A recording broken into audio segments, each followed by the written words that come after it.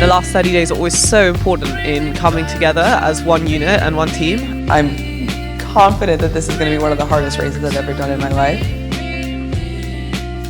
It's not just 30 days until the boat race, it's 30 days until my last boat race, which I've been part of for the last 4 years, and it's been a massive part of my life. You know, we do all these fixtures against other really amazing clubs and universities, but at the end of the day, we're training to race and beat Cambridge. So when we finally get the chance to do that, I think we're just going to be firing and ready to go.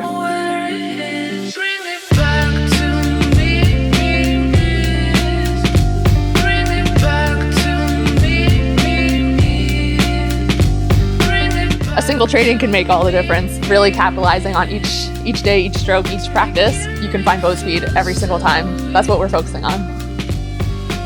Personally, I'm really looking forward to lining up against Cambridge. After last year, it'll be, I've been looking forward to this for a year. Keeping our eyes wide open throughout the process.